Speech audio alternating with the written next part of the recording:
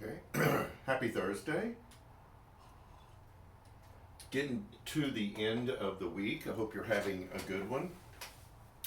Um, the other night, Janet and I watched the Oprah interview of Viola Davis. And the reason why we were super interested is we love Viola Davis. I don't know if I'm endorsing it, but we just finished all of How to Get Away with Murder and just so loved her character in that show. But anyways, one of the things that really intrigued me, and it ties into the message this Sunday, is Viola had a really tough upbringing, poverty, abuse. I mean, like real poverty. Like even Oprah said, it was way more impoverished than her upbringing. And she said there's this like hole inside of her that even with all of her accomplishments and achievements, she's one short of the infamous EGOT. I don't know if you're familiar with that. It's the Emmy, Grammy, Oscar, Tony. Like John Legend has it. There's several others that have an EGOT. She's got the Emmy, the Oscar, and the Tony, but she doesn't have the Grammy, but probably should. But anyways, she's got all three of those awards. Was nominated for several more. Has all of these incredible roles, just as accomplished as you can get.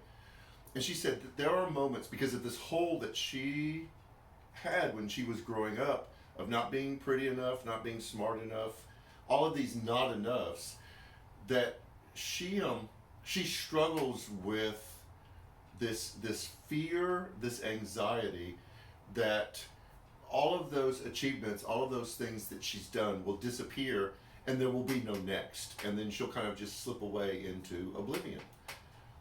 And she actually used the term that she felt not enough. There wasn't enough that could fill that hole of not enough.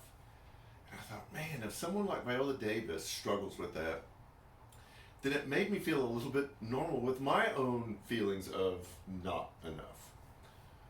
So we're going to talk about that this Sunday. We started our series on the story of you, a look into kind of an Enneagram understanding of the story that you grew up with. And that is all the expectations that were placed on you to be this certain person, to live this certain way. Whether it was spoken or unspoken, you felt that this is the way that you were supposed to be. It led to a really in-depth, lengthy after party after the service last Sunday where everyone kind of shared their own.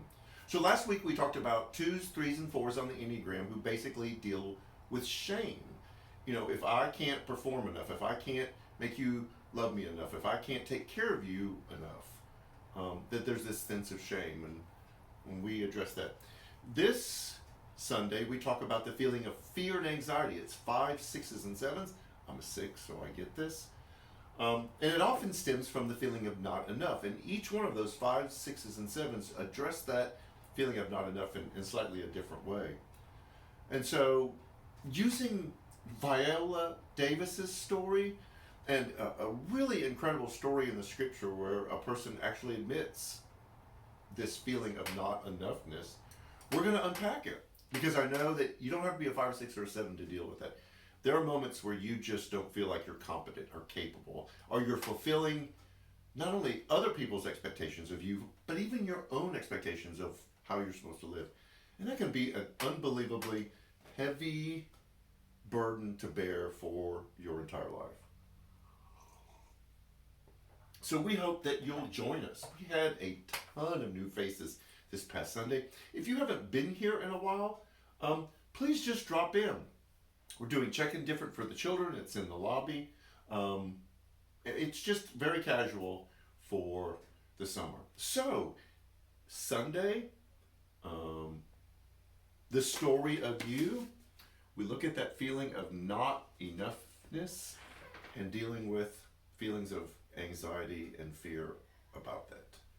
And we will have some very practical advice to help you. If Viola Davis suffers with it, then I think it makes it feel pretty legit. So anyways, you see our Burwell emphasis.